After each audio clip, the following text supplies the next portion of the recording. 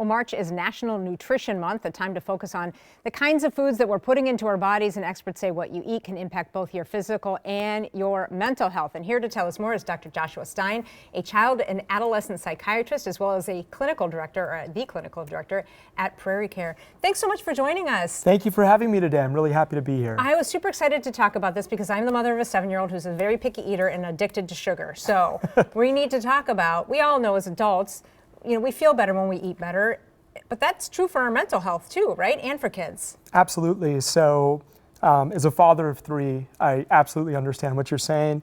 And it's a question that a lot of families come in with is, what should we be feeding our kids? We're focused on therapy, we're focused on medications, but what else can we do? And so those picky eaters are tricky. Yeah. And we want them to have complex carbohydrates, we want them to have proteins, we want them to have fats, and sometimes they really like those simple sugars or sugar-added foods. And once you start eating them, it's hard to stop, right? Even especially as a kid, because you don't understand control. Absolutely. So, there's been so many strides in the last few decades in getting foods that are less starch or more complicated for kids, but they still shift back to those sugars. Right. And so what we want to think about is a lot of the same things that we were taught as young kids. And for our mood and for our well-being, the fruits and vegetables, they're important. There's been more and more studies showing that, in fact, kids who have a lot of fruits and vegetables in their diets, adults who have fruit and vegetables, do really well. And it seems to be an improvement in mood as well. All right, so how do you do this? How do you get your kids to eat more of this? Sometimes easier said than done. Sure. But I think number one, making sure what's available easily in the house suits the diet you want for your child.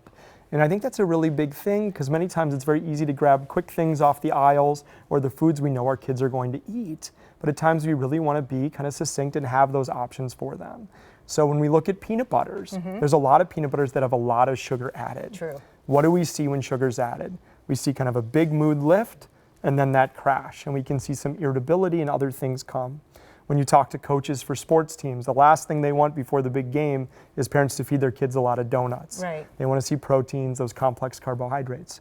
So when we go to pick our peanut butters and these foods for kids, take a look at the label. Find the ones that don't have the sugars added, that are more natural in that way. And what are some good foods that we can feed kids that are brain boosting? You mentioned bananas. Yes, so we were talking before and I mentioned bananas, and they're sugary, they're sweet, but they also have a lot of fiber. And the sugar is basically fructose, which is digested a little bit differently by the body, and we don't get that burst, maintains energy for a longer amount of time.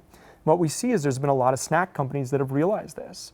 And if you go and look, you can find kind of dried bananas or sugary leathers that taste good, but don't have that sugar added that we want to watch out for. And real quickly, because you and I were talking in the break, that spicy foods, kids are interested in that and it does something to them. I wouldn't have thought that. Yeah, so what we've seen, like a few years ago, if you went to your Circle K or Super America, you would see no spicy foods, maybe hot Cheetos. Yeah. And now if anyone looks in there, they have tons of different options of this flaming hot mix of foods. And so much like sugars would give that burst, what we see is that very spicy food also releases endorphins. And so kids can actually get a little elevated, feel a little good for a short amount of time, but then we can see that fall back.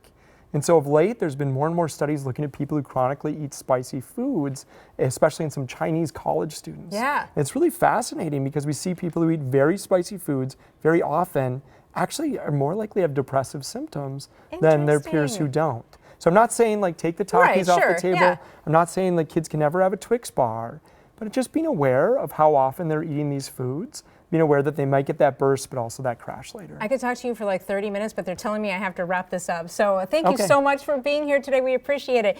And we have more information, of course, about Prairie Care, including their areas of treatment, some specific programs that they offer, locations. Just go to care11.com and we have created a direct link to their website for you.